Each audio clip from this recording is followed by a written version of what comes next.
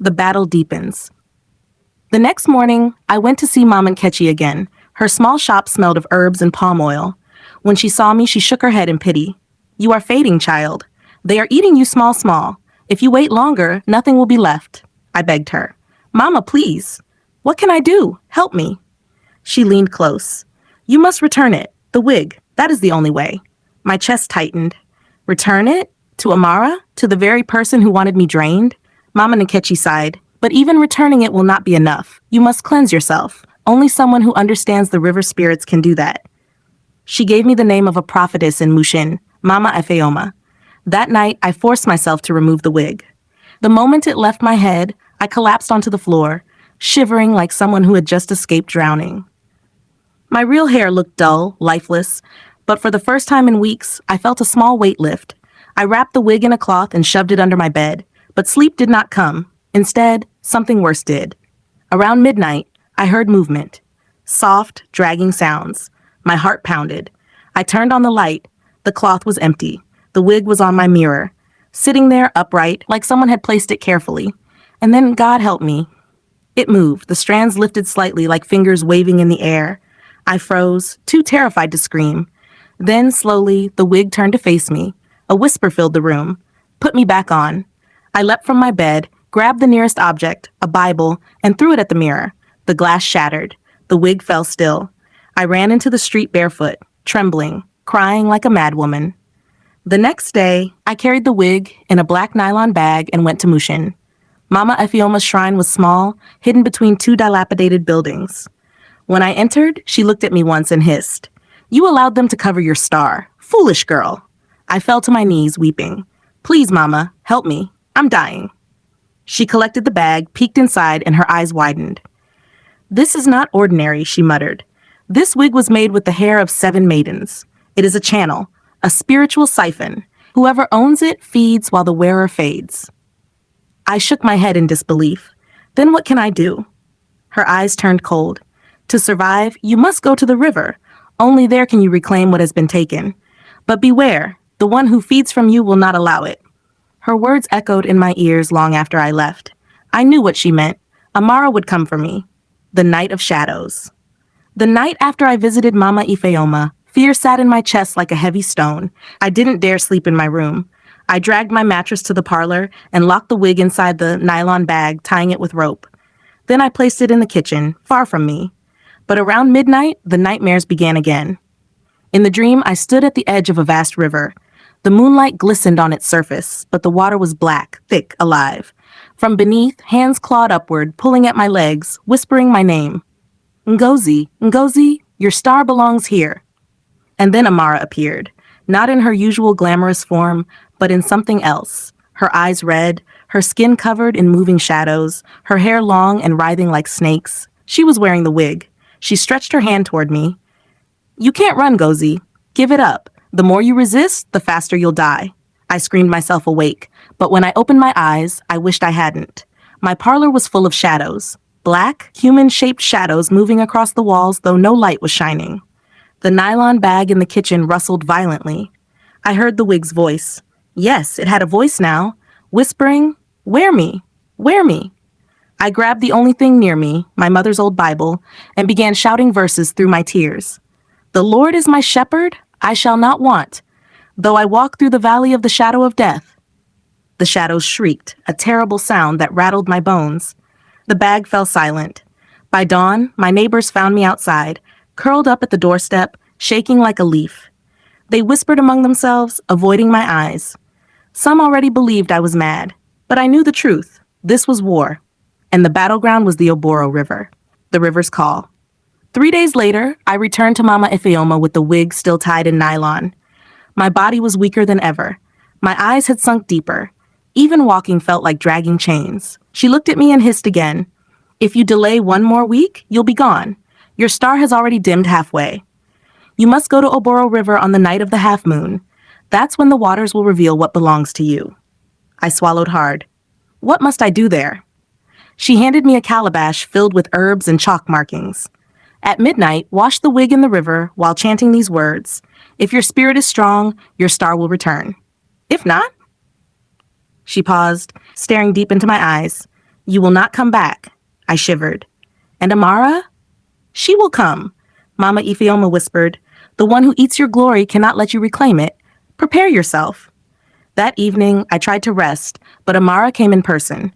I was washing clothes in the compound when she strolled in, wearing a red gown that hugged her curves. Her perfume filled the air, sweet and poisonous. Ngozi, she said softly, almost kindly. Why are you fighting me? You know you can't win.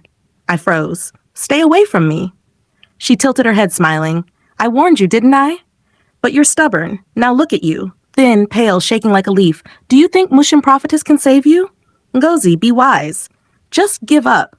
Let me take it all. I promise it won't hurt anymore. Her words pressed into my ears like honey and poison. For a moment, I almost believed her. I almost handed her the bag right there. But then I remembered Tunde leaving me. My job slipping away. My dreams fading. No, I whispered. I will not. Her smile vanished. Her eyes darkened. Then you will die. She walked away, her heels clicking like gunshots against the ground. That night, I packed my things. Mama Ifeoma had given me instructions. White wrapper, bare feet, no jewelry, no makeup.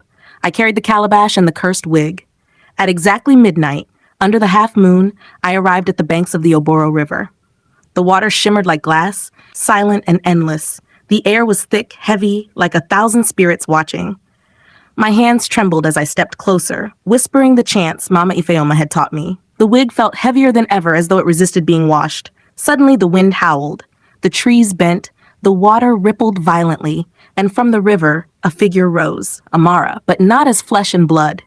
This time, her body was half shadow, half human, her hair dripping with black water. She smiled, showing teeth too sharp to be human. You should have listened, Ngozi, she hissed. Tonight the river will swallow you. The ground beneath me trembled. The wig burned in my hands. I realized the truth in that moment. This wasn't just about beauty. This was about my destiny, my star, my very life. And if I failed here, I would never leave Oboro River alive. The moon sat heavy and swollen in the sky as Ngozi walked toward the banks of the Oboro River. Her hands shook, clutching the calabash Mama Ifeoma had given her. Inside it lay the cursed wig, bound with red thread and sprinkled with consecrated ash. Each step felt heavier than the last. The forest around the river whispered, shadows slithering at the edges of her vision, whispering her name in voices that weren't human. Voices. Ngozi, Ngozi, it is too late. Your star is ours. Ngozi pressed forward, her chest tight with fear. Then Mama Ifeoma instructions replayed in her mind. When you reach the river, pour the salt and oil into the water. Command the spirit to return what it stole. Do not falter. If you hesitate, the river will claim you. She reached the riverbank. The water churned violently, though no wind blew. Suddenly, the surface split open, and from its depths rose Amara, her friend, her betrayer, now transformed into something no longer human. Her eyes glowed like coals. Her hair was a writhing mass of black snakes. Water dripped from her body, but it was not ordinary water. It hissed and smoked where it touched the earth. Amara, voice echoing like thunder. Ngozi, why fight? You wore my crown. You fed me your glory. Now come willingly. Join me, and you will shine in death as you never did in life. Ngozi's knees buckled, but she forced herself to stand. Amara, you used me. You tried to bury me. But tonight, I take back what is mine. Amara shrieked, and the river exploded upward, waves crashing like walls of black water. Out of the waves crawled shadowy figures, dozens of them, with hollow eyes and dripping hair, the drowned souls of others who had fallen to the cursed wig. They lunged at Ngozi, clawing, their whispers tearing into her mind. Shadows, give up, give in, your star is ours. Ngozi stumbled back, but then she remembered the calabash. With trembling hands, she poured the consecrated salt and oil into the river. The ground trembled. The shadows screamed, the water boiled. Amara's laughter cut through the chaos. She spread her arms wide, her voice booming over the river. You think this can stop me? I am Oboro's daughter. I am eternal.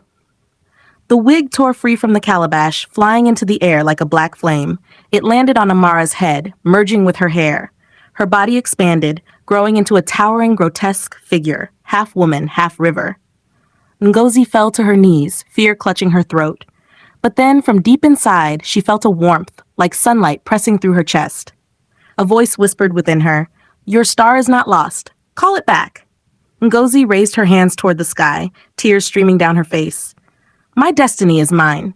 My star belongs to God, not to you, not to the river. A blinding light burst from her chest, slamming into Amara.